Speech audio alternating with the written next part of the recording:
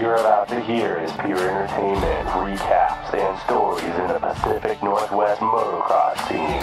Welcome to the 30 Plus 2 podcast with your hosts, Steven Christoph and Lexi Y. Put the board up. Let's go.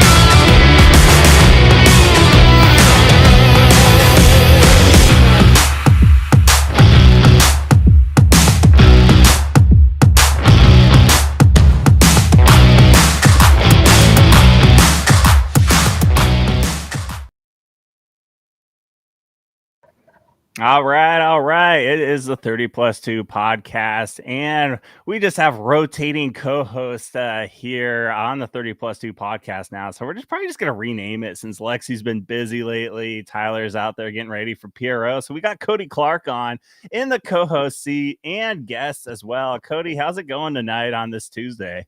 It's good, man. Everything's going well. Yeah, thanks for joining me and just jumping right into the hot seat for pretty much the whole show. We've got plenty of stuff to talk about.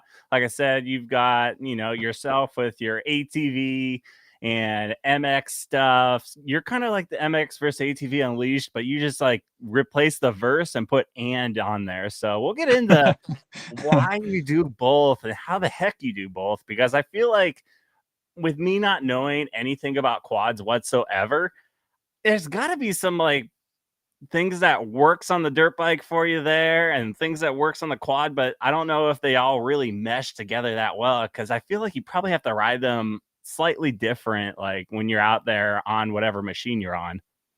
Oh, 100%. Yeah, it's very much, I use one to kind of train on the other. I use my bike a lot to train on the quad, as weird as that sounds.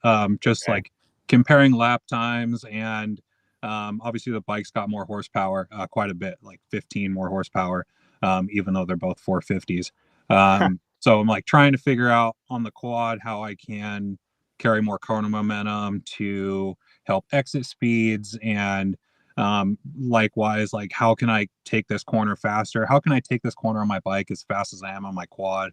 Right. So they kind of piggyback. And then as far as like setup goes, the first thing I did on the quad was put a twist throttle on it, which after the fact I learned was like a massive taboo in the quad industry, that I running twist throttle. It's like even my national buddies that race in Europe, like even all of them are like, dude, you're so dumb. It's like, I can't We'll figure get it out. into You could blindfold me and put like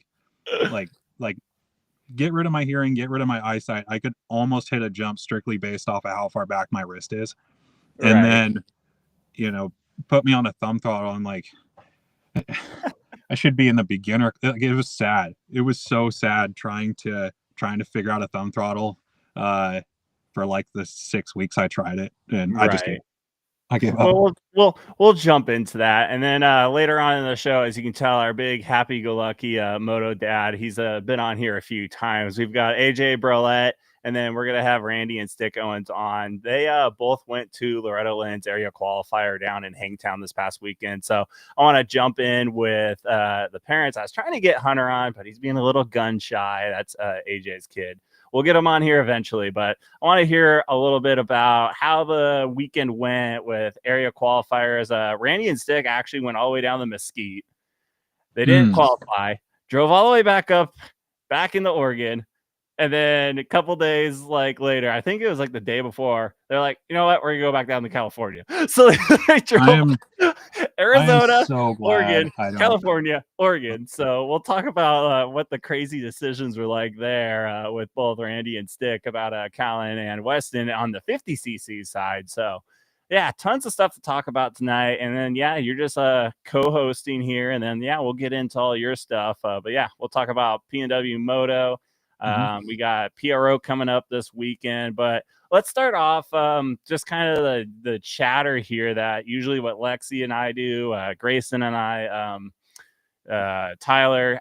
Did you watch any of the Dallas Supercross Arlington at all? Do you have any thoughts about anything of what happened there with Sexton? Is he losing it like mentally, in your opinion? This is our couch side reporting segment. But what are your thoughts about that? And then 250 class, if you have couch report from the guy that rides the couch. I remember, what was it last season? I think it was Stewart was saying something to the effect of like, oh, Jet was coming and Chase should tuck the front. And that's always just made me laugh, because so many times through my racing career, I've been like, I should really just make myself crash right now, because I'm about to get beat so bad, especially racing with Jake a lot, or Anstad a lot growing up.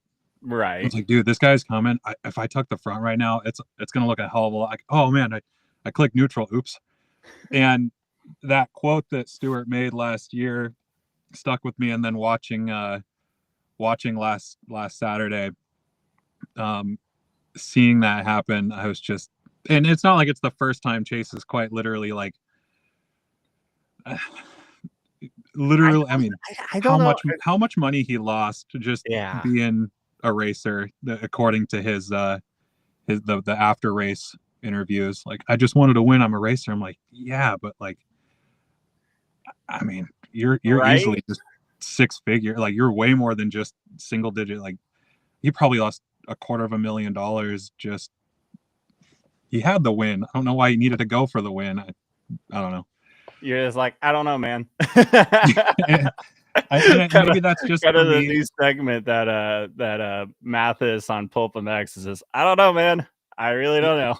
And maybe that's just from me being retired. Like, I mean, I definitely was in a mindset at one point, like, if I wasn't going to win, I'm throwing my helmet. And now that I'm 32, it's like, okay, my tire's not flat. Let's go racing. Like, maybe he'll get there. I doubt it.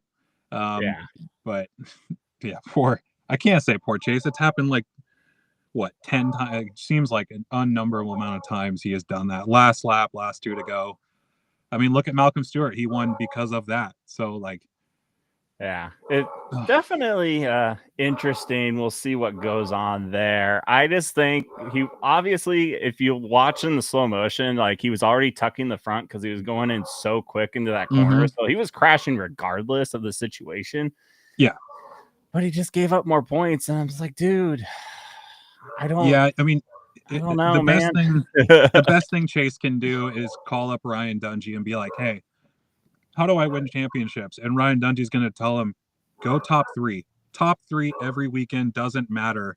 The rarity of someone going 1 and 2 every round the entire season is right. I mean, I say rarity. Meanwhile, all the 50 kids are going to be like, yeah, well, Jet Lawrence did it last year. Yeah.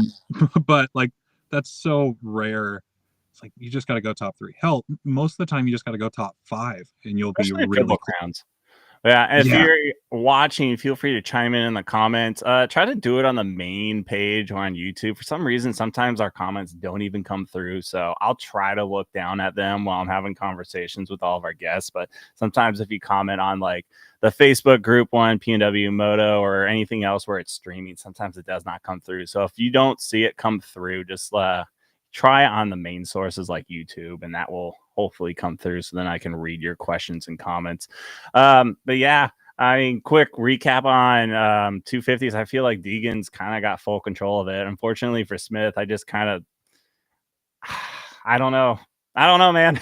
I'm stealing from Mathis. Like, he crashed in the whoops and it was going sideways and he's out, punctured lung, ribs. Like, it just, I don't know. In a lot of ways, I look at Deegan, and it just reminds me so much of Sexton in this very moment. Like, dude, just you're for example, you're 3 seconds faster than everybody on the track.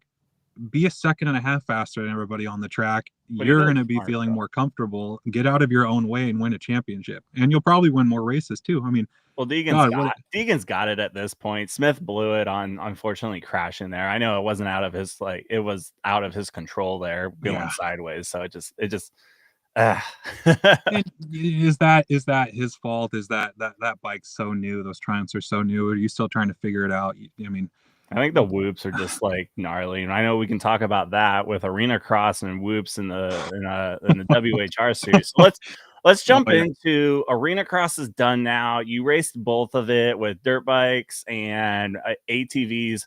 For you, what was the easiest thing to do, and what was the hardest thing to do on the aspect with Monroe and Redmond? Well, the hardest thing for me was I think there was at least 2 rounds this year where I was literally back-to-back motos. So it was there was one round where it was like, okay, I'm just going to use this. There was like me and 2 other quad guys out there. Like, I'm going to use this as just literally going around and seeing the track. And then getting done with the checkered flag, riding my quad up to the side of the gate, unhooking my kill tether, hopping on a 450. And then I still went out and whole shot and won it. But it's that, like, again, it kind of goes back to what we were talking about a second ago. I ride whenever I go down to my track down here in town. I take both. I take the 450 and the quad, and I do 2 20-minute motos on the bike and then 2 20-minute motos on the quad. So if I do get into a situation like I found with Arena Cross, it isn't so crazy. But that was the hardest. Like, oh, okay, well, 10 seconds ago I was leaning into this corner off the side of my vehicle, and now I'm having to put my foot out and, like, worry about a completely different roster of competitors, and right. You have to attack the track obviously quite a bit differently. But yeah, I mean, it's the hardest part for me, I think, this year was those 2 back-to-backs. And then I think the rest of them were only, I mean, even at Redmond, I think those races were only like 4 or 5 apart. So yeah, that was rough. Plus I go to bed usually at 7 o'clock, so racing at 10 like is rough. It's so really rough. we got 15 minutes left here, then you're out. Yeah, I seriously, like I mean, we had dinner at Applebee's and I was still in my gear. Like, I got done and was like, dude, I checkered flag straight to food. Like, the night before I was at Applebee's, I didn't even take my boots off. Little Bryson Pete comes up. He's like, hey, Cody, why are you still wearing your boots? And I looked down and didn't even realize I still had my Tech 10s on in Applebee's and all of my gear. I was like, Bryson, that is a great question. And I don't know. I don't know the answer. Jump in. Let's I'm just going to keep rewinding the tape a little bit. Like, for you, where did it kind of start with the moto side and then the quad side to get yourself into racing and whatnot here in the Pacific Northwest? For those that don't know who Cody Clark is. Yeah, I feel like at this point, a lot of the kids that race their parents will know who I am. But yeah, so I started racing around here when I was like 4 or 5, back in the 1900s, back in the 90s. I think it was like 90. Yeah. I'm gonna make myself sound real old because I know all the super many kids and we're like, who's this guy? But yeah, I think it was like 96, 97 at SIR, or what is now Pacific Raceways. And yeah, God, I've been doing that. I'm 32 now. I still do it. And I mean, everything from, PRO, Washington State, we traveled to California, did whatever series it was down there at the time. Loretta's, Lake Whitney, Oak Hill, did all of that in amateur stuff. Played around. I think I got my AMA license for outdoors and Supercross in like 09 or 10 or something. Okay.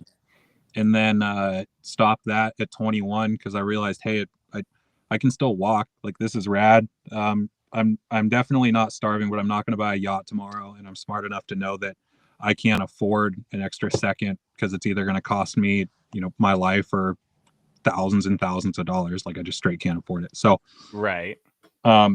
Stopped racing that in 2012. Got into downhill mountain biking in 2013 because I thought that would be a safer sport, and it is not. Yeah, I got more hurt in 6 years of racing that professionally than I did in all of my years of racing moto. And then, God, right when COVID hit, everything shut down and the only thing going on was arena cross, and I was still kind of bored on Moto and was talking a bunch of crap on the line while there was a quad rider out there, and turns out I was talking to the kid's dad. And he goes, yeah, well, he's got a spare quad sitting in his garage. He'll bring it tomorrow. And I'm not one to say no to something that might get me hurt. And he brought it the next day, and I ended up beating him on it. And it was like 3 weeks later, I had my own. Like, I was just hooked, instantly hooked. Like, it was super rad. And yeah, now what is it, 2025? I've pretty much thrown everything else to the wind, and yeah, race up here for Quad Cross Northwest, which is kind of I say it's a regional, but I mean, it's kind of the biggest series on this side of the country. So whatever you want to label that as. And then yeah, we've gone over and done some racing on the East Coast too, and might try and go up and race up north of the border this year too. So kind of all over. Yeah. And well, with quads, I mean, we can jump into going into this topic now because there's such a lot of hate. I mean, obviously you have the quad community that obviously you guys love your quads. The dirt bike community's got a mixed bag. I mean, and I will admit, I've been one of them too, to make fun of you guys at one point or another, especially because we don't like that you destroy our ruts. So it does make it a little hard. And I think, there's not many sources for you guys to go to anymore. Because I know at Albany, we used to have quads all the time. And then we made a 5 ATV limit rule, like where you have to have at least 5 of you to actually be able to run on certain practice days, just because there was literally so much rift and then time wasting of having one dude out there doing it all. I mean, besides quad cross and then WHR, I mean, what for the quad side, what other like resources and places can you go ride at? Because I know most of us have just gone to strictly moto only, just for time management and track prep and everything. Well, you kind of hit the nail on the head. So you're right. There's no real option around here as far as like, oh, I'm gonna go ride this weekend here and next weekend there and whatever. But there are loads of options if people ask. But you have this weird thing, and Moto does not have this problem at all. You have this weird thing where, like for example, I'm pretty good friends with a couple of the track promoters, and they don't allow quads. And I will call them and be like, hey, I'm can I show up on Saturday? Like, I'm not sketchy. You guys know who I am from Moto, whatever. Do you care if I bring some quads out? And I'm using Riverdale back when Dan owned it as this example. He's like, Cody, you're good. You call whoever you want. You are totally fine. You can come out and ride on a Saturday, which they only allowed Monday through Friday at that point, and they still do with John as the new owner. But he's like, yeah, you want to come out on Saturday, dude? You're good. Don't worry about it. Sweet. I must have called 50 people, 60 people, said, hey, $40, that's way cheaper than you're going to get into quad cross. Come out and ride. I'm going to go regardless if 2 people show up or everyone shows up. I think 4 people showed up, and everyone said they'd be there. I think 4 people showed up. And when you have that dynamic, and this is a huge problem for the East Coast guys too, it's not just this side of the country, but when you have that dynamic, it kind of goes back to, well, as a track promoter, why would I open to quads if I'm going to put in all this extra work, especially after the fact, put in all this extra work to get the dirt back on the track because it goes over the berms and whatnot. Why would I bother if only 5 people are going to show up averagely? And it's not, that is not even close to only quad cross specific athletes. It is, honestly, it's kind of worldwide with all the people I've been talking to over in Argentina and whatnot recently. They have the same problem. If it's not a race, they don't ride. And that is the scariest thing. As far as like, I mean, I ride all the time. I got my own private track. I invite people down to ride on it all the time. In fact, I got a buddy starting up here in about a month. We're going to be training on that 2 or 3 times a week to get ready for him to go race nationals back east. But imagine being a dirt biker and being like, hey, you are only allowed to ride your dirt bike here when PRO is going on. Oh, and by the way, it's only a race weekend, and it doesn't matter if you're pro or beginner. You're only allowed to ride here if it is race PRO weekend. Yeah. Like, it gets gnarly. And quad cross isn't just quads, it's UTVs and trikes too. Like, I have seen those UTV guys go absolutely insane because they're only able to ride Washougal once a year. Like, dude, it's wild. It's so crazy. Yeah, I don't know how to help on solving that problem just because I'm not a track owner, so I don't know all the expenses. I know it's got to take some time and money and gas and fuel to put the dirt back where it is, and you don't have that aspect as much on the moto side just because let's face it, we're not drifting around the corners and blowing out like just piles and piles of dirt like you guys typically do. So, I mean, I'm going to throw shade on the 50 riders. I don't mind. Racing a quad indoor and racing a bike indoor, 50 riders do way more damage to the faces than any quad would ever. I mean, granted, we only get 5 or 6 quads in there and there's only one class, but oh my God. Yeah, I came around a corner on that quad and hit an uneven face because the 50 class or the 50s were right before me and thought to myself, oh, this is going to go real bad. I think a lot of that just has to do with prep and the amount of skills. Because if you go to like the Amsoil Arena Cross races that like Burkeen like sometimes posts, or you watch like just the amount and then dirt and prep and all that, like I feel like that has a bigger kind of factor of like how much they like, you know, pound out the jumps and everything to really kind of make it a cement course. Oh, 100%. But yeah, and there's obviously the skill aspect I do here on your side too, of like, you know, blipping the throttle and doing that definitely will make unusual holes that you're not expecting on jumps and other sections. Absolutely. Yeah, and obviously outdoor you have tables. I was just talking for WHR specifically, and that's none Lee's fault either. I mean, he gets 2 days to literally turn that barn from a horse arena into an arena cross track, and it has to be watered, and I think it's only him, and some of those might only have been him building it. So like, it's just the nature of the beast. But I just giggle every time. Like, yeah, quads. Like my pro buddies, even from the bike side, they're like, yeah, quads ruin the ruts. I'm like, have you seen just only pro quads out there? You would want to go ride that track after only quads are out there, because every single corner has like almost like an ocean's wave. None of the dirt's really blown off the side because in the pro class we weren't trying to drift. Like, you can come into a corner on a bike after a pro only quad day and you have like 6 perfectly round. It's almost like going into a skate park. You can just put a leg into it. Every single one is soft. Oh, it's so rad. Going like, yeah. Well, you did have some competition at Redmond, which Stick Owens is going to be on here too. That was a coincidence. That was the blue Yamaha right behind you, giving you some pressure there. So he'll be on here in just a little bit. He's the reason. He came fresh out of retirement too, like no practice, nothing. Just hopped on and was just giving you the beans. He was, yeah. It's what a small world. When we were talking at Applebee's that night after that, it was funny. He knows my stepbrother Derek, but small worlds. yeah. It's like, oh well, of course the ex quadcross racer would know who someone else is that used to race quadcross, but yeah, no, God, he's the reason that I woke up Sunday or Saturday morning and was like, I really have to do that triple today, don't I? And I looked in the mirror and the guy in the mirror was like, no, you don't, but you want to, and now there's someone else here that is going to do it before you. I was like, yeah. You've only had so many trolling of, that's just a parking lot jump. It's track. Yeah. Well, I mean, so yeah, the trolls on Instagram, great. But I was sitting in staging on Friday after the quads were done. Jack Farrell comes up to me, grabs me by the helmet. And he's like, you got to hit that triple on your quad.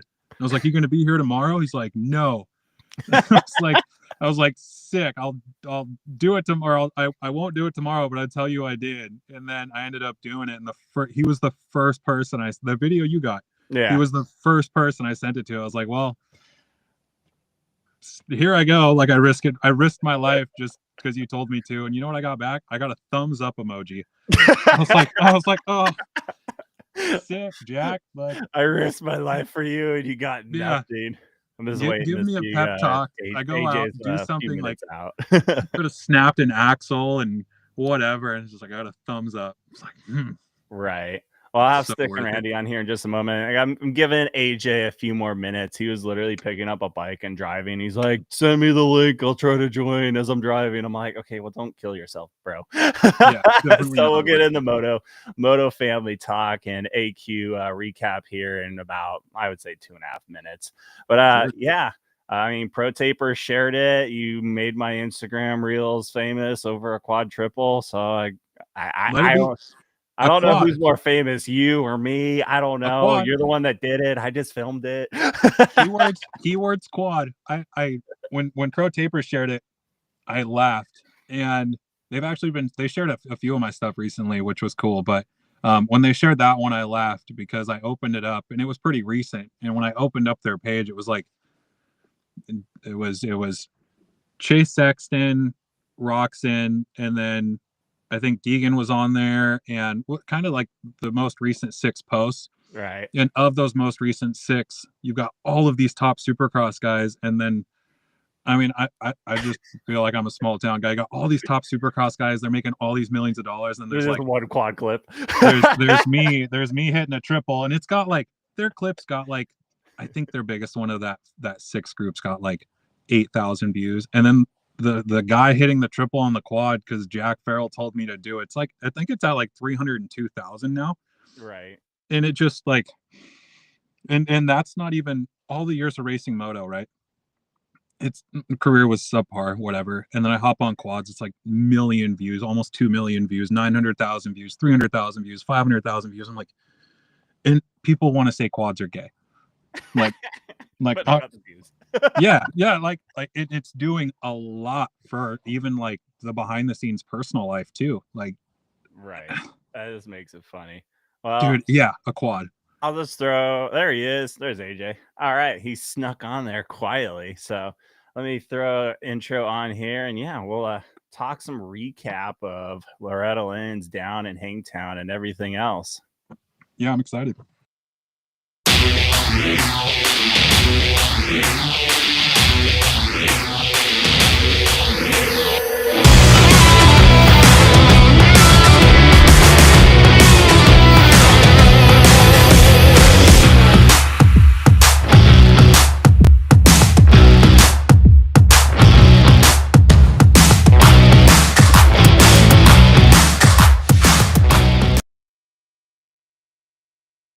And we're back, and I gotta adjust the screens. All right, hang on. We got issues going on. We're too small. We'll figure it out. There we go. There it is. It's like playing a game here of figuring out which screen works the best. Welcome to the show, Stick and Randy Owens and Big Al. Your kid's definitely Big Dog. I don't know if you noticed when I put that in the title there. See if you are gonna catch any of my posting, but yeah, Moto family talk with Loretta Lynn's area qualifier. AJ, you've been on the show a bunch. You did regionals last year. I'll start off with you. You guys went down to Hangtown with your group of riders. I know Hunter's dodging the whole podcast and everything, but give us a little bit of a recap. Sounds like you're muted though. Is it? Oh, now There it is. Now I hear you. Working? Yeah. It was good. It was really good. We had high hopes when we got there, and then it was pretty eye-opening on the first day. But he exceeded my expectations for sure and qualified in the Midwest. I thought he'd have a real problem after we got there. Yeah. The drive is horrendous for sure. About it, but yeah, no, it was great. It was a really cool time. We've been there once before for a Mammoth practice day, qualifier practice. It's gnarly, dude. It's really gnarly. It was interesting to see that all the Northwest kids were kind of grouped like right in the same league on the track. Well, yeah, you had Leonard down there, Corbin Leonard. You had Knops within that group. Did you have Rambo as well? Was Rambo down there? No, he hung back this time. He's Okay. going. Okay, Horn. But yeah, you had a whole bunch. Like you had the 85 segment riders, and then for both you, Randy and Stick, welcome to the show. Yeah, you guys were down there for the 50cc class. What for your experience, first time Hangtown and whatnot? What was your guys' experience watching your kids tackle a really different style track compared to all of our Northwest stuff? That's part of just, I mean, we were at Mesquite the weekend before and seeing different areas, and kind of got the wild hair to run, Friday. Pretty much made the call at like 11 o'clock on Friday, and we just bombed out that night. So we missed practice and everything, but for Friday. But that track is sweet though. It's pretty cool. I'd always wanted to go to Hangtown just because, you watch it on TV, and it was either ride Woodland in the rain or drive another 7 hours and go to Sacramento. Yeah. But I mean, in going to those area qualifiers, it's kind of eye-opening, just especially on these early ones, I think, because the competition level is next level. When you're used to just racing local in the Northwest. I mean, from what I saw, everybody did pretty good, but you just get that different group of riders in there from SoCal and everything else, and just kind of shows you where you stand and what you got to work on. But. Right. Expectation wise, since you guys did the wildest 2 weeks out of, like, even AJ didn't do Mesquite. No offense to AJ on them, but you guys went all the way down to Arizona to try on the first attempt, and then got that, like, okay, this is I would say, yeah. When we showed up, well, the trip there was out of control. We headed to LeGrand the first night, just to get over the pass there out of Pendleton, thinking the snow, we'd be okay. The forecast from what I saw didn't look like there was going to be that much snow, but we woke up in the morning to take off from LeGrand, and it was like, whoa, we should have kept driving. So it took us 22 and a half hours to drive from LeGrand to Mesquite. And we were supposed to be at a hotel at like 10 or 11 o'clock at night to sleep, sleep for the night and go to the track in the morning.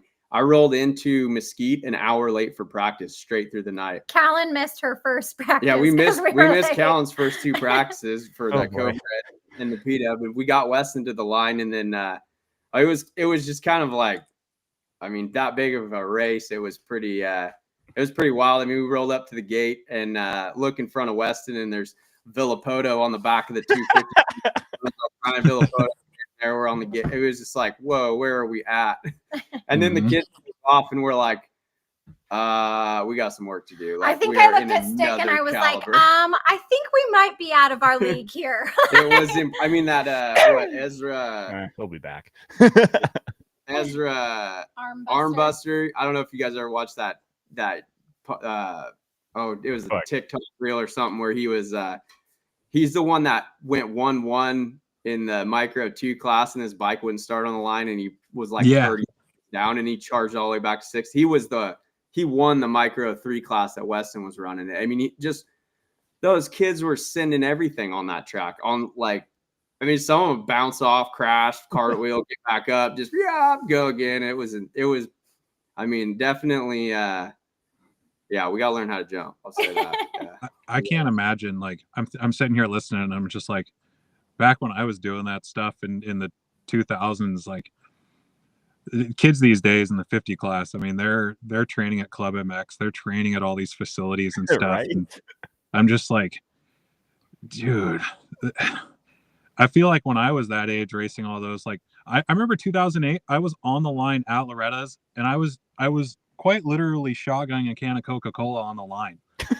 And now if you were to do that, I swear AMA would come up and give you a fine. Like, it is just the difference in competition between now and back then. I feel bad for Camden getting into it, because Dad's going to be real strict. like, oh man, poor kid's in for it.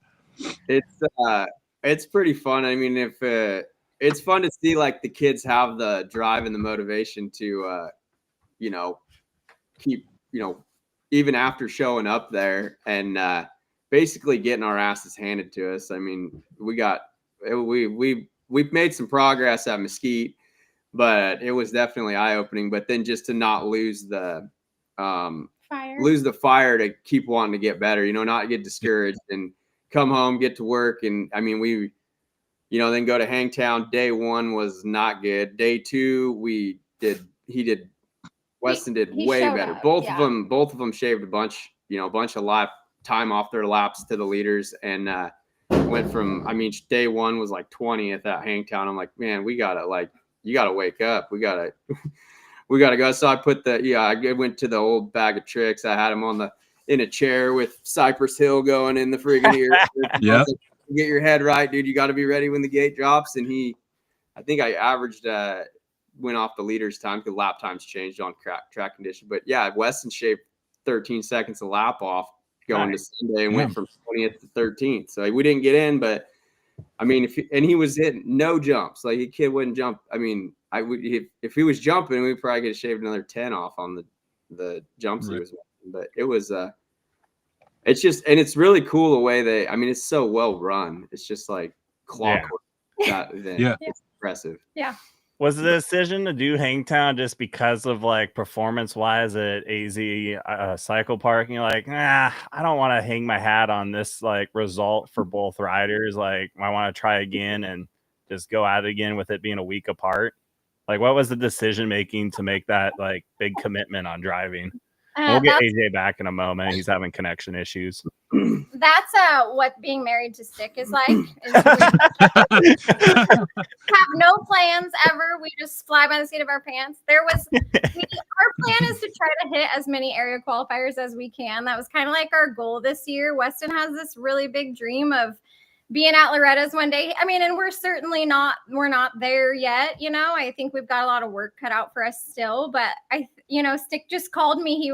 We had a logging trade show that he was down at in Eugene, and he called me and he's like, I don't really want to go sit in the rain. Do you? And I was like, no, I'm going to come home from the show. You got everything packed and we're just going to go. And so we didn't even take the trailer. We just took the truck so that we could drive 70 miles an hour. And we pulled into there at 6:30 just in time to register. And I just rolled out from the Eugene, drove. I stopped at Harbor Freight in Salem, picked up one of those mobility scooter racks for the back of your pickup because I knew my shortcut didn't have room. And then I could load more stuff on, put it together when I got home. She's watching the clock, like the map time, like, we got to leave in like 20 minutes or we're not going to make it. And I'm like, all right.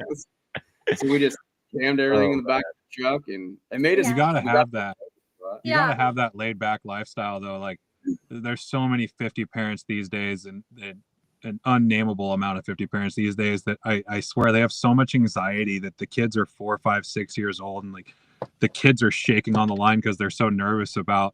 And you guys, I remember doing it. I remember seeing it when I was a kid and you guys were just down there living it. You see these aggressive parents on these kids that are 4, 5, 6, 7, 8 years old, and you need to have that laid back lifestyle. It's such a lost art in 50, 65 and even 85 racing these days. Like, you got to remember that your kids are kids, right? They go down there and they get last.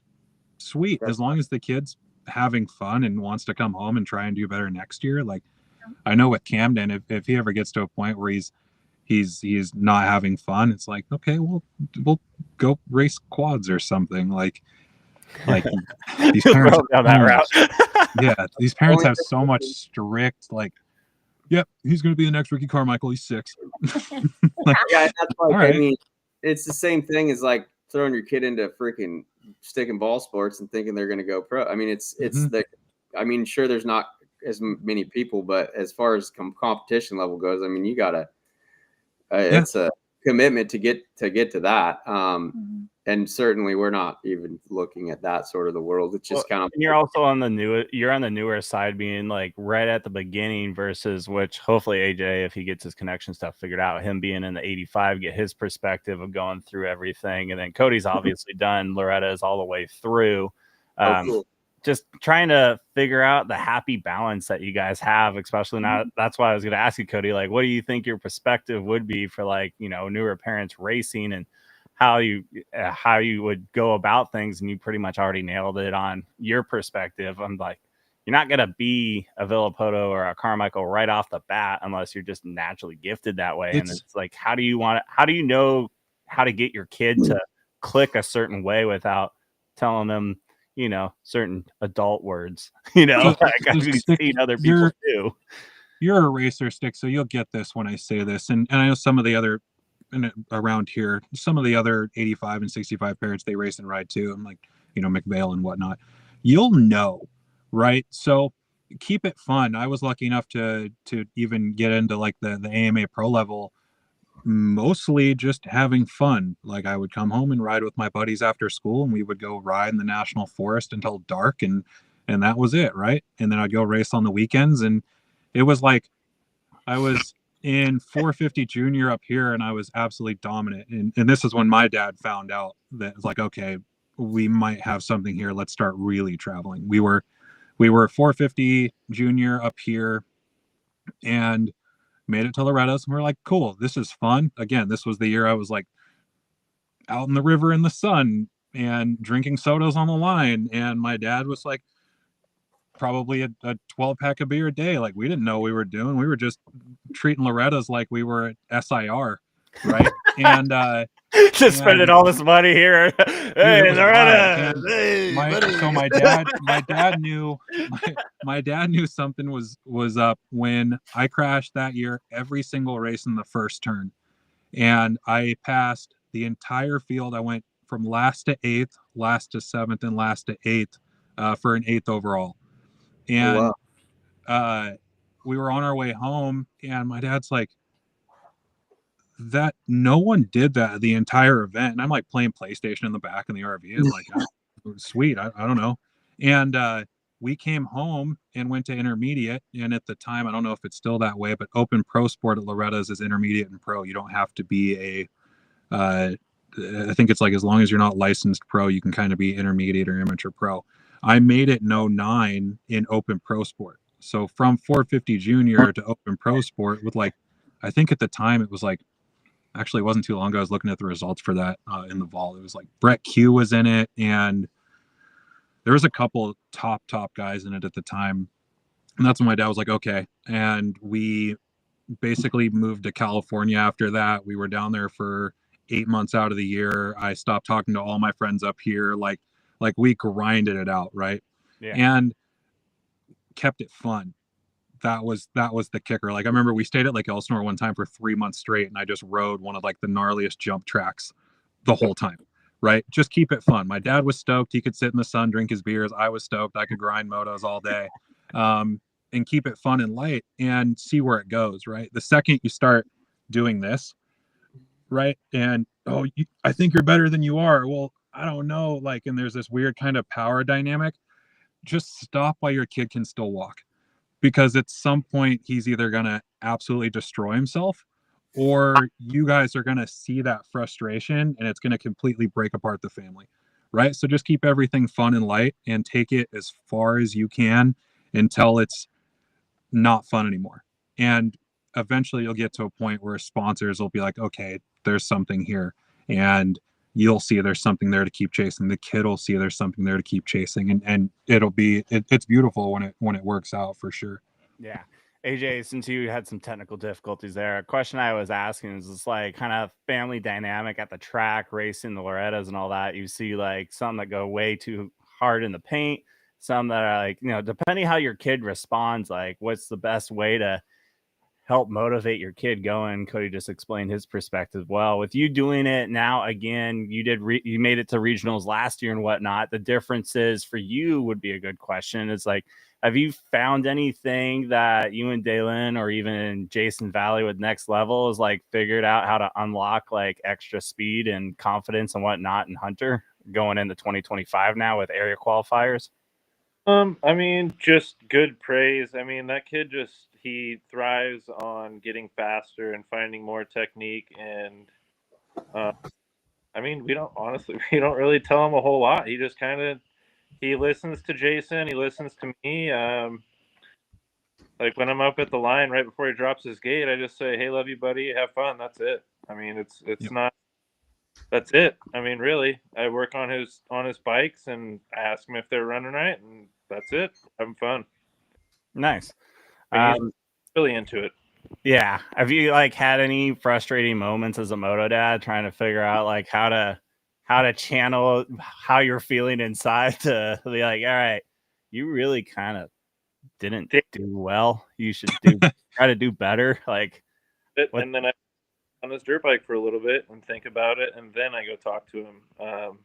Because usually when I'm mad, he's mad, and he's a lot more mad than me.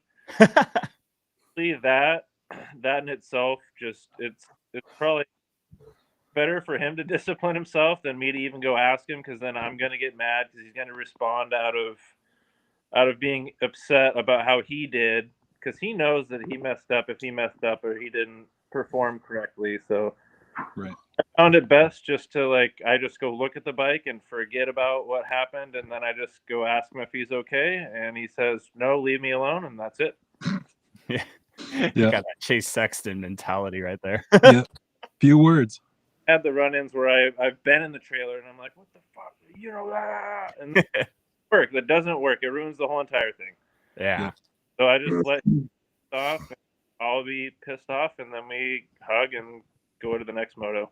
It's not worth getting mad at your kid. It ruins the whole thing. Right. Stick, Randy, have you figured out how to poke your kid the right direction yet? This early on the 50s and P-dubs? It's been a learning experience with Weston for sure. And I was explaining to Randy, when you go to an event like that for the first time, there's a little bit of some kids don't show up, that's the whole aura of the whole thing, and being on the line with that many guys and seeing what's happening, you kind of psych yourself out mentally. I mean, I've been there racing, remember going down to Glen Helen racing the ATV Nationals when they moved over here for the first time. And it was it didn't show up the first time for sure. And it's just part of just the whole scene. So then my goal was just we didn't look like we belonged down there, but it's just keep getting those gate drops and showing up for it. And then, he's upset when he doesn't do good. The one thing I would say that the only time that we really get frustrated is if you can tell the effort's not going in on the track. Mm-hmm. First day, I think it was the second moto at Mesquite. First moto he did, he fought hard. And the second moto, I'm watching him sit down through the little rhythm section and stuff. And I'm like, you could just tell he wasn't putting the effort in. And we're like, okay, dude, if we're going to drive this far and go for it, I don't care where you finish or what happened. You want you to have fun, but you better give it 120% when that gate drops until it finishes. Because we're not, I don't care if you if you've got to pick your bike up 10 times, but every time you throw your leg back over it, you better just give it everything you got. Yeah. So, yeah, we certainly haven't figured it out yet. It seemed like, he struggled with the pressure. It's a lot of competition. He seemed, it's hard. I'm the practice mom. I take him to training and I'm, ride with him during the week. And I have no moto experience. I'm from an off-road racing background, so it's a little different. But, I see what his potential is all week long, or, when we're at home or riding at home. So, it's frustrating for me because Mesquite, I didn't feel like he wasn't riding to what I'm used to seeing him at. And I knew he wasn't. I knew we were on the edge of that 12th, 10th places that we were trying to get. I knew ahead of time we were going to be, a little off from that. And, but yeah, it was just tough to see him not really try and put it all out there like I knew he could, because my kid talks a lot of smack all week long about how fast he is. And I'm like, all right, brother, you ain't putting it out there. So, I struggled, and Stick really had to kind of talk me through it too, of this, it's a lot of pressure. We got to work him through the pressure. So, I think we found a little bit of mix of mom being tough love mom, and dad being, giving him moto tips. And, I can only weigh in so much in that with my background. But, I think it clicked on Sunday at Hangtown, where it was just, he figured out this is the speed. You got to you're mid pack. Now you got to go faster, and it was to see him kind of put all of his and things to kind of click for him. It was cool. The effort, showing up for when the gate drops, that's what we saw on Sunday. So I mean, he didn't qualify, but but we were pumped. It was just the way he rode compared to the day before in Mesquite, and he was his lap time was only 20th on Saturday. On Saturday, 20th, and then 13th not doing good on Sunday, and it was he was in it. He had 13th or 12th and 11th in his sights still. And if he would have been hitting some jump, with he just one thing we haven't worked on, and it's kind of a nerve-wracking thing as a parent to train into the jumping game. It's like I remember how I learned how to jump, and it was like trial by error until I crashed myself into learning how to jump. And it's like I don't.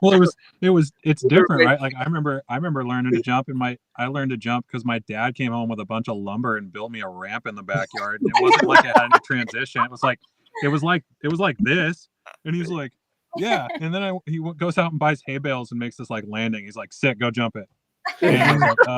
Sounds like the Brody Winslow jumping out of his house. And I didn't know like this. It was like I think I was on a P-dub or maybe an XR. It's like 1996, right? So whatever. Like nobody knew what they were doing back then. I'm curious. Like it's so different now than when I was doing it. But Clark is literally hot rod. Oh man, dude. Hey, we have done or at least attempted Guinness World Record jumps on the mountain bike, but different story for another time.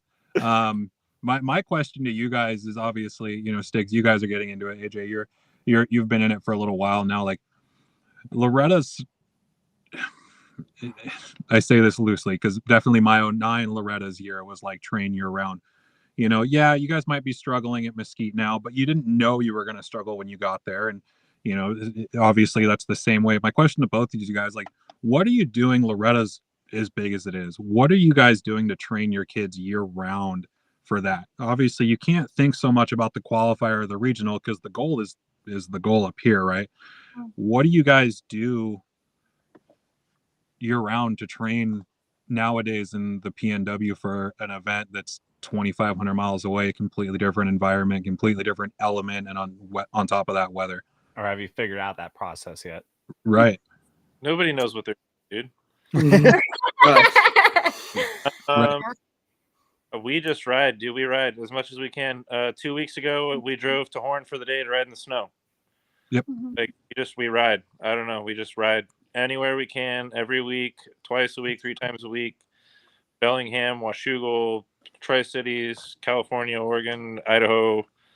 You just go. I don't know. You can't really train and be 2,000 miles away and train for that kind of stuff. You just got. I don't know. We just ride.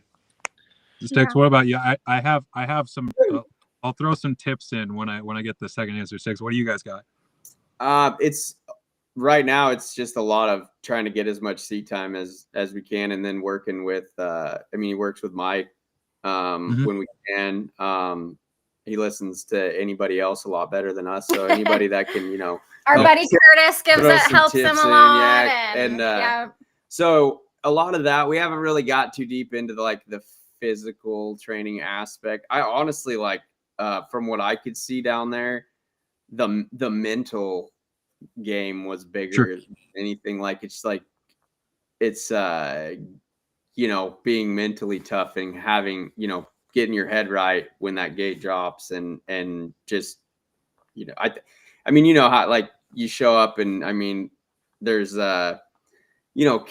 they've watched a lot of these kids on, you following them on Instagram and all this, and now they're there with them. And it's like, sometimes I think that you can overthink the event, rather than just thinking, okay, who cares who's on the gate? Like, let's just throw down when the gate drops and do the best we can.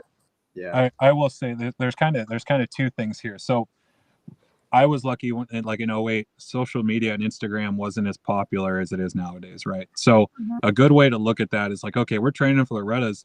Let's say you guys make it, and oh my God, there's so-and-so here and so-and-so there, but you're there too, right? Yeah. So there is no more like this level, right? You're here. Yeah, they're there, but you are also qualified and are there, right?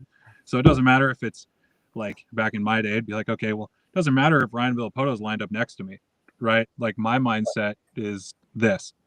The gate drops, you might as well have a half a lap lead by the time I even get to the first turn. It doesn't matter. My mindset is there, right? Mm-hmm. So I would say like a couple months beforehand, whatever, no social media.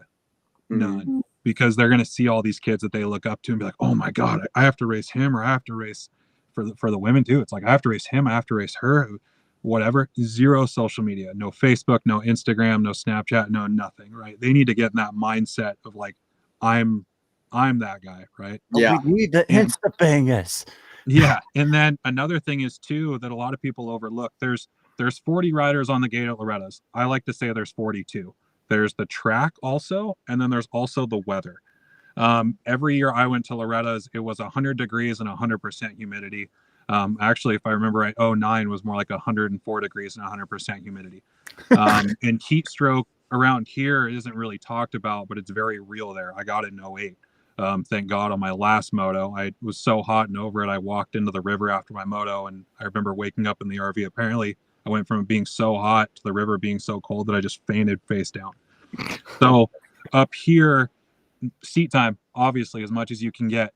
When we were training for it in 09, it was t-shirt, jeans, moto pants, moto jersey with a base layer ski underneath my jersey. It was ski pants, ski coat with a mask to help the humidity and whatnot. So I wasn't getting like just awesome, like I was getting some sort of restriction, right? Because the humidity over there is just so thick. And then we would go down and we would do 30-minute motos 3 times a day, 5 times a week. And it didn't necessarily have to be the fastest, but I needed to be able to put in pretty similar times the whole time. And the reason why that is at Loretta's, a lot of people fade because of the heat, unless they're really from Tennessee or that kind of Texarkana-esque, really humid part of the country.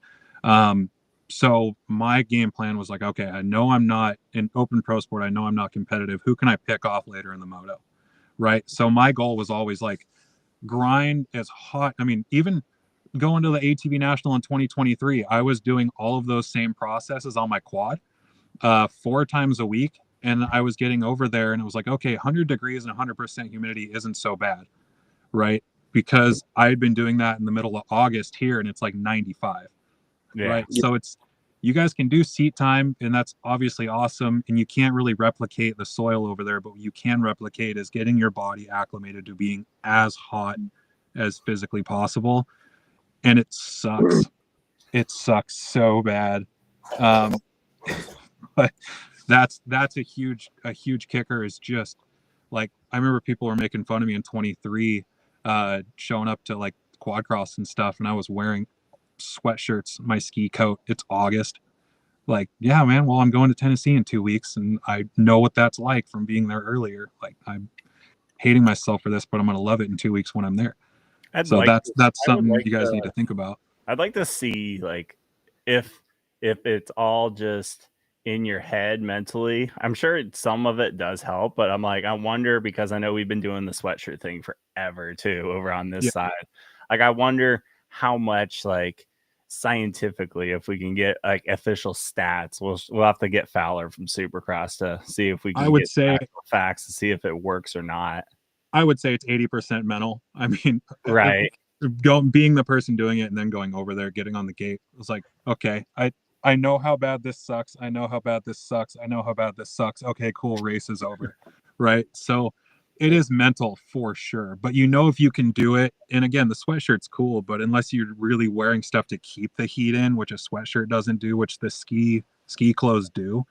Yeah, just whatever. I mean, anything shy of just damn near wearing a sweatsuit. Then that's, I mean, honestly, in here in Washington and kind of the PN dub, like, you need to be doing that year round. Rather it's, I mean, Sticks, you were at Redmond, Steve, you were there.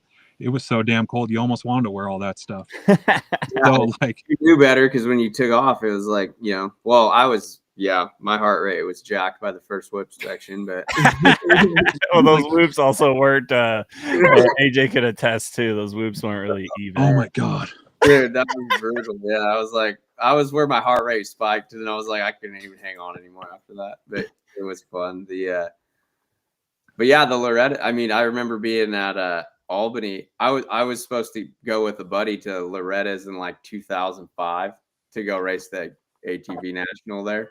He ended up going. I bailed out. I worked all summer and wasn't physically ready, but kind of kicked myself for not going, because then at least I would have seen it, you know, and been there. But he was doing that same thing and training with all the layers. And I remember Ryan Leach coming over and being like, like concerned, like, hey, what are you doing? You're gonna kill yourself out here.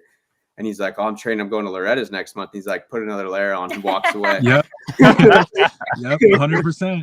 100%. And like the track down here that I train at, they have a beach, like a really nice sand beach. And some of the, like the Okermans and stuff, they all live in Duval. And I remember there was one day I was down there, I was putting in 20 minutes plus one on the quad with only a 30-minute break in between. I'm dying. I get done with the second moto. It's like 91 degrees outside. And there's like the only sand beach in all the valley. I go down there. Everyone's like shorts, shirts off, having a ball. Parents are drinking. I come down on my quad. I'm like dying. Like you might as well have just painted my face red with spray paint. And I remember, who was it? One of the 85 dad comes up. He's like, man, you really earned that one. And I'm like, head in lap, like absolutely dying. I'm like, yeah, I really did. It was Jason Lucas. That's who it was. It's like, yeah, I did earn that one, and I deserve to put my feet in this river for 5 minutes before I go and load up and go home. Yeah. Well, to wrap up, because we hit our 1 hour mark, any like post race reactions from any of your kids? AJ, did Hunter have anything takeaways since he's a little shy on the camera? Any takeaways from the weekend? He's happy for sure. We all didn't think that he was going to make it on Saturday, and when he did, it was a shocker for all of us for sure. We thought he would make both of them on Sunday, but he got a crappy start and ran into the gate with Walker. Yeah, races and ended up not doing so well. So he made it one spot off for the I think it was stock class. But yeah, he came away more humble for sure because it was gnarly down there. But he likes riding ruts and he likes going fast and he likes racing and being pushed. So he's definitely not scared. We're ready to go back. Are you gonna do Horn to get that other one? He's been we've been there. I think this will be our 4th year and we've never not made it there. So we're pretty confident. Did you get any feedback, Randy and Stick, from any of your kids from Callan or Weston after Mesquite and Hangtown?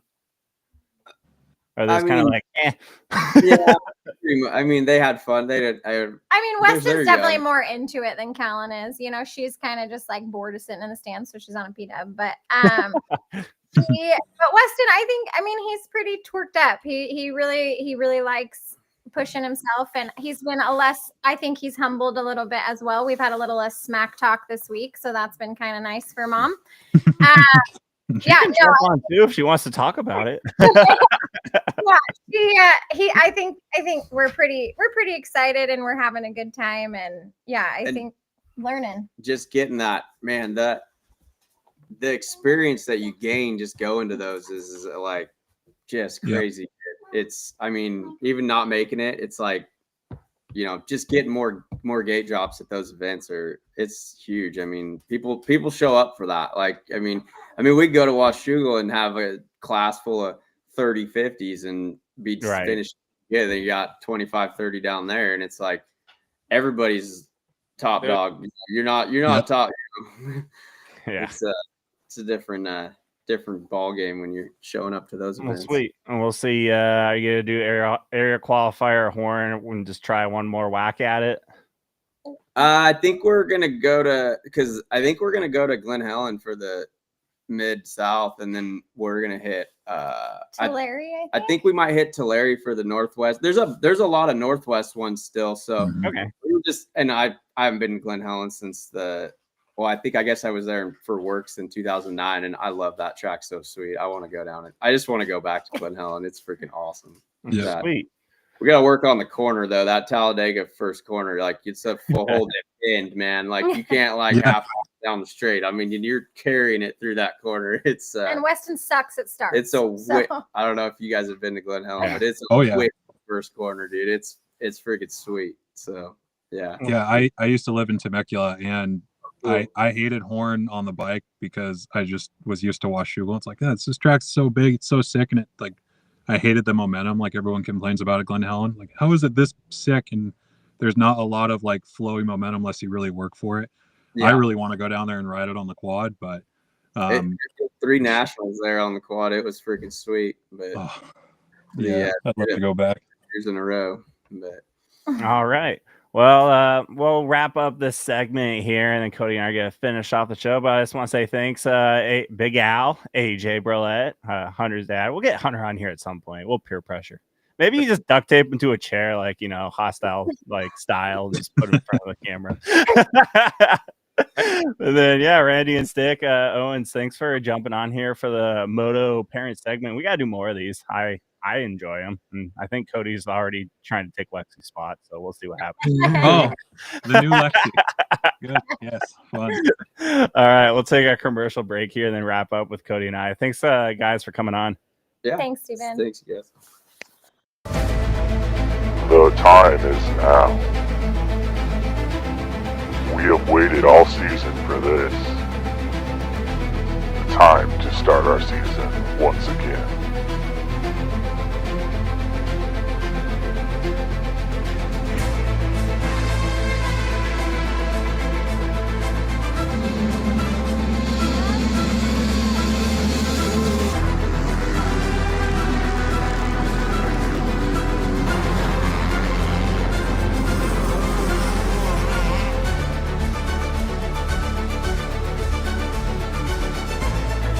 Join us for our jam-packed opening rounds at Horn Rapids Motorcycle Complex, March 1st and 2nd. Registration open now.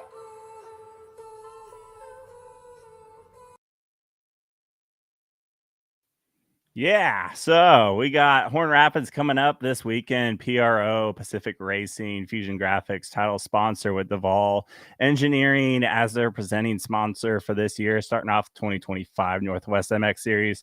Cody, have you ever done that series before? I'm sure you have at one point or another. Yeah, I absolutely have. Way back, dating myself again. I think the last full series I did in PRO was 2000 and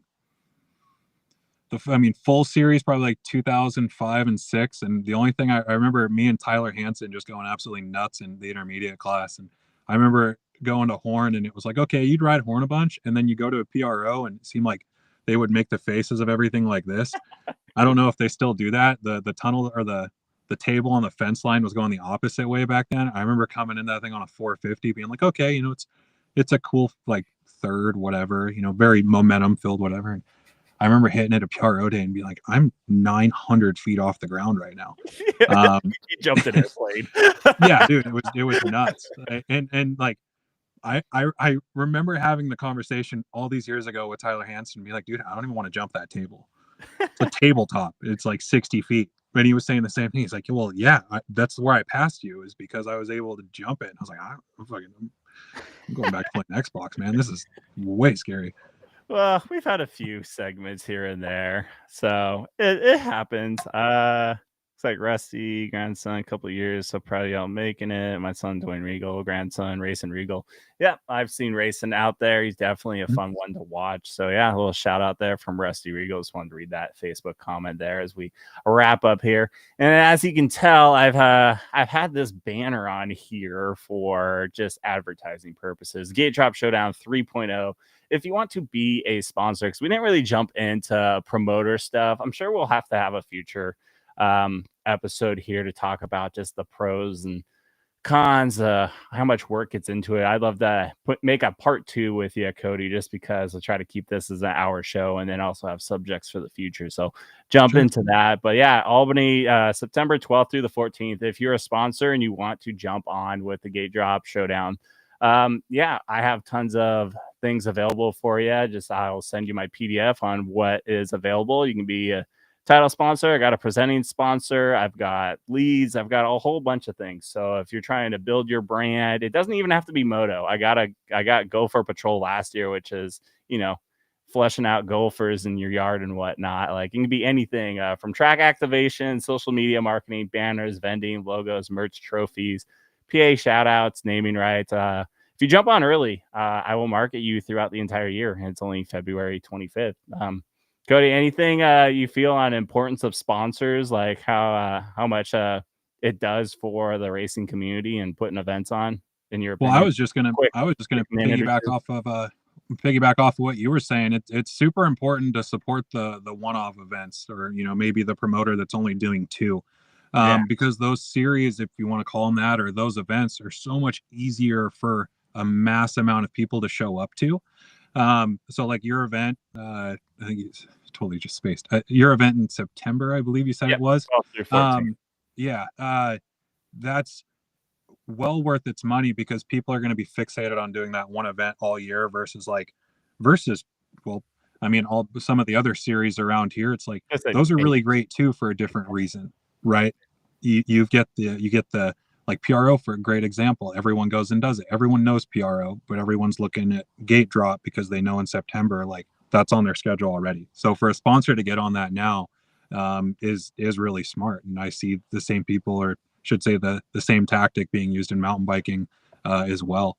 So definitely smart to get on the one-off events that you wouldn't think would have the marketing, but they definitely have the eyes watching it. Yeah, I'm trying something different this year just to give the maximum effort there. I mean, I'm not asking thousands and millions of dollars. Like, I have multiple things available just to make it with the social media marketing aspect. I'm trying to use, my Instagram story stuff, Facebook on both the business side, personal side. Eventually, when we get closer, I'll have the flyers that I'll be sending out that has all your logos, my website with activation, having your business link there. And then all the ads I make, just like what I did for PRO right there. Ted didn't care for my my deep voice at the beginning, but whatever. That was you? I didn't even notice that was you. He wanted the normal. Yeah, I don't have I asked Daniel Blair once, hey, who's the monster truck guy? He's like, welcome to Monster. And he never got back to me on that front. I think he just forgot. We do talk here and there, but yeah. I met that guy. Holly and I did Monster Jam University last April, and that guy was there. That is just his authentic voice. He is not cheating that at all. And he's an older guy. He's kind of small. He's not super tall. And then he opens his mouth. It's like, what? He's at the McDonald's drive-thru. I would like a Big Mac. It reminds me of that. It reminds me of that there's that guy or whatever it is you can inhale where it makes your voice higher, and then there's another one that makes your voice super low. His voice reminds me he's just breathing that in full time. Right. And that's just him. I don't know. Nice guy, but well, final segment I know we're going a little long here. Thanks for being on the whole show. I have a grinds my gear segment. I'll play the segment real quick. So in case you have something that grinds your gears that you also don't want to get yourself in trouble on, but just anything there, I'll let you think as I play our title slide. Cause I've got one from the weekend, from going to A&A and watching Puddle of Mud.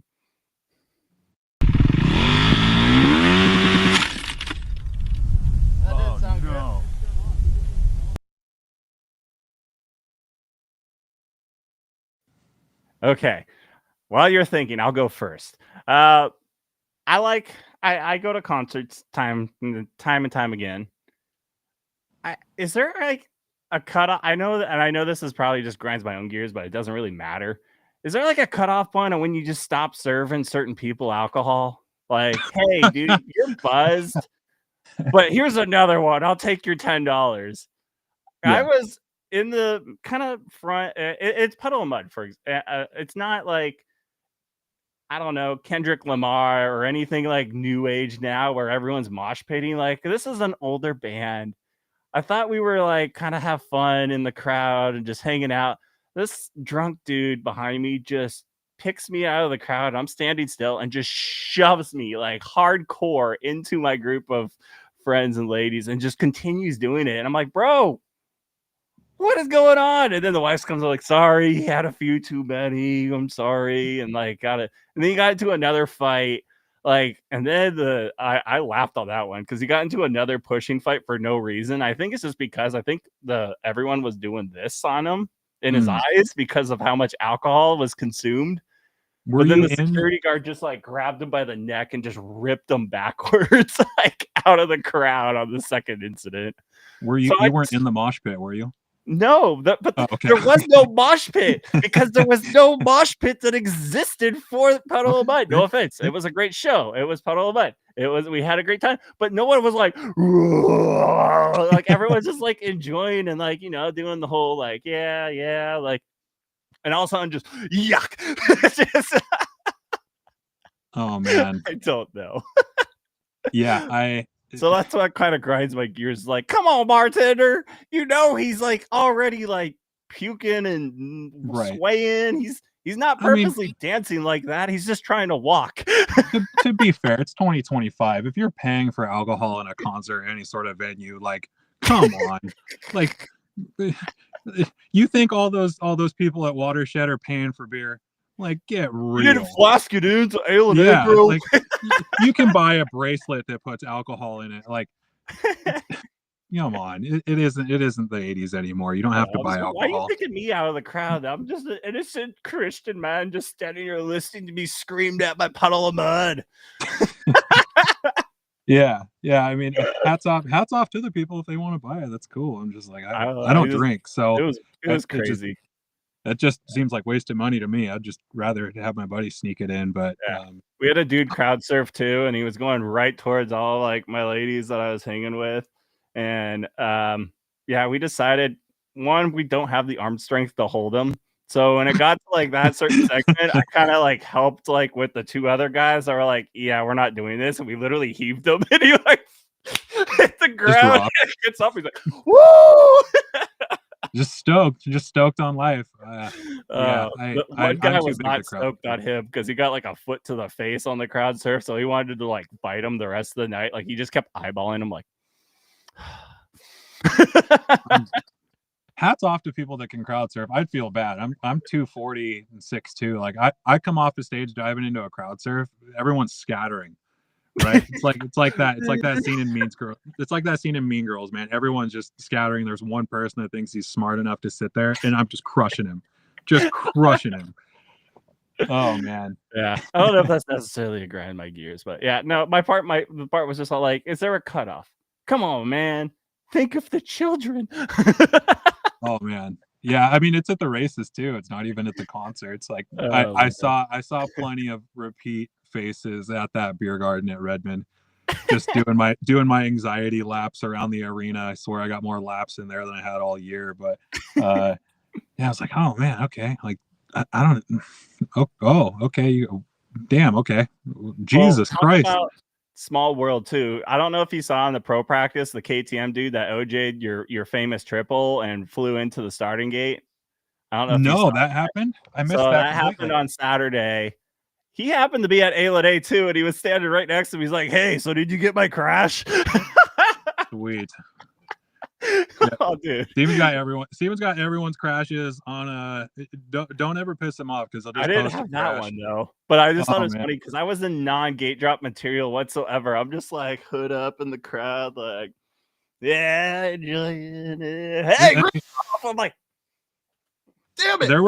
There was a moment there in that ATV man on Saturday that I thought for surely me and the quad were going to end up in the stands when I cased that triple. There was one time I was coming into that corner hot as the rider, zero control. I was reaching for the front brake trying to slow that damn thing down. I'm 600 pounds. I might as well ended up in the beer garden.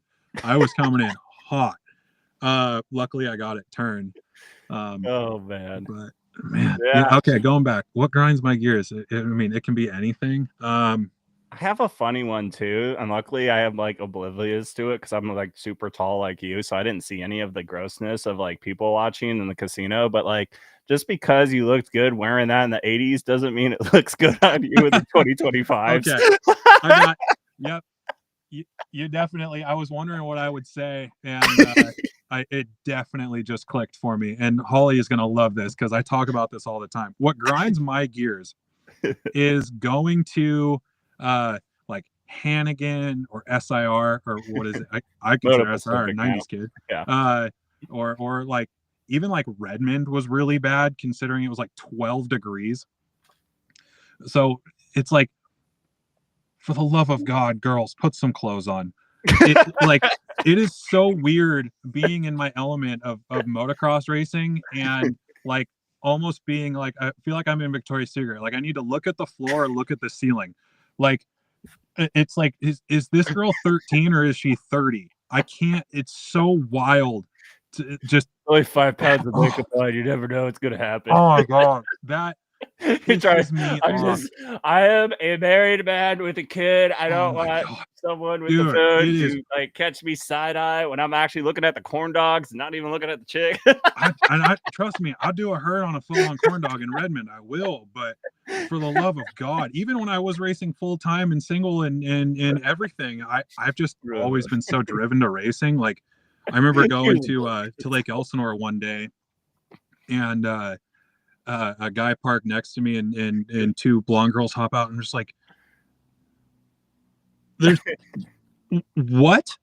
Like, and this is, you think this is okay? Like, as girls, as you have brains that process thoughts, you guys think what you're wearing is cool. Like, I guess I'm old school. I don't know. Just that's what grinds my gears. Put a sweatshirt on. Because apparently on the pile for the casino of the Not good. And way more. to quote BK, not good. Not good at all. And it's not like every, I'll say this nicely, it's not like every girl in Redmond, Oregon, or even just any venue that we go to is like an absolute smoke show.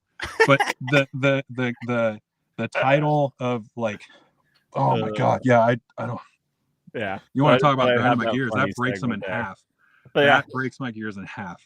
It was just the part where I was all like, "Come on, man!" It was just a rant of all like, "Stop serving the dudes the drinks that are causing the problems." Like, we're all trying to have fun, but again, I guess he also made an extra $20,000 off this, so whatever. If that's what you got to do, I mean, if it's what you got to do, I'm not here to judge. I just don't. No offense, Ayla, I don't think you're struggling on getting money because I walked the casino and people were putting hundreds of dollars in within 12 seconds into the machine and they got like $2 back. So I can't casino. I don't have the patience for it. Like if I'm gonna throw $40 away, I'm just gonna throw $40 away. And I'm not a person that has luck at casinos.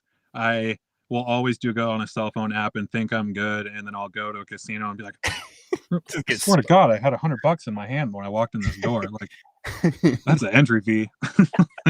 Like, oh well. Like, no shame if you are a casino player, cool. I just don't see it. I'd be like, I don't see it. I see it. I totally see it. I don't see the pros to it. I have a super addicting personality. I joke about this all the time. Like, I trust me. I don't drink because I know if I had one, I'd have 50.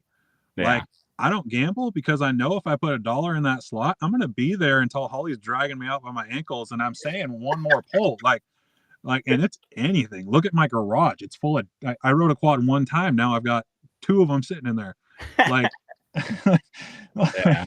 Oh yeah, no. But that's what grinds my gears. 100% is like. And it's casinos the same way. I don't even go to ladies. I don't even go to Supercross anymore strictly because of that. 100%. That is the only reason I don't go. Now if like, yeah. All right. Well, that's a wrap. We're just gonna leave it with that. But yeah, if you want to follow me on Instagram, at gatedrop_pro, signups are open for media. They are getting pretty full quick, so hit me up in advance, please. Hit me up in advance. It just makes my planning in life a little easier because I'm working on catering even more to the paid customers because that is what gets me from point A to point B. Sorry, that's just life. That's business. Gotta do what you gotta do. There is new 2025. There is a $20 late sign up fee. So if you're trying to sign up on Saturday or Sunday, that will be added because I've already been prepped for the weekend. So the best way to save money is to let me know ahead of time and then pay me on that day. You can pay me on Friday. That's fine. But yeah, Saturday, Sunday, you will have a $20 late fee sign up if you're trying to do it as I'm running out for practice 1 and you're chasing me trying to get signed up because I gotta for the people that signed up in advance, like, you know, that's where I'm catering to. So sorry. Steven, I'll help you out here. That $25 you do save, give it to Steven. Because he has clips that are able to get into the 6 figures and get shown on massive social media pages. It's worth what is it? I don't know, man. Hey, it's worth it. Oh, publicity is good. Save the $25, sign up early, and then tip him $25. Everyone's happy. Everyone's happy. Well, and then I guess we'll just give a plug for Lexi, even though she's like dipping out. I think she wants a pay raise or something. That's why she's not coming around. No, at le.xi_y. Just read the thing. Cody, for anyone to follow you and your quads and pros and tell you that your triple jump is this curb size and trolling and all that. Where could they follow you? Just Cody KODY.665. And that's kind of Instagram, Snapchat, whatever. I've only really got those, but yeah, if you want to see some occasional dirt bike stuff from a retired guy that doesn't know what he's doing anymore, and then that same guy hops on a quad and tries to go real fast in areas that shouldn't make a quad go fast, I'm that guy. If you don't follow me, that's fine too. I'll probably end up somewhere else and you'll see it there anyways. So whatever. Right. Sweet. Well, thanks for jumping on here. Feel free to stick on, and when I hit end stream, we can post chat here. But yeah, thanks for watching the 30+2 podcast. Thanks to our guests coming on. I'll show once again. We've got AJ Brolette on. We'll get Hunter on here at some point. Randy and Stick Owens MX family. Fun show. And yeah, we will look forward to recapping PRO next Tuesday. And Lexi should be back. We may have Tyler. We may just have a whole gang of riders. So, and if you want to jump on the 30+2 podcast, because guest is sometimes hard to get and whatnot. Not for Cody. He was able to jump on as when everything got negotiated. Feel free to message me, and I'm happy to get you on the show, and we can talk moto and whatnot. And yeah, fill the hour and continue to produce content here in the Pacific Northwest, getting more people known and just sharing fun vibes and whatnot. So that's the show, 30+2 podcast. Thanks for watching, and we will see you next. Yeah. I want to give a shout out to Easton, a fellow quad rider, younger, rides in the mini classes. Total ripper. It's going to be cool to watch him this coming season. All right. I'll make sure to add the shout outs to my list of things of improvement here before I just cut the show. But yeah,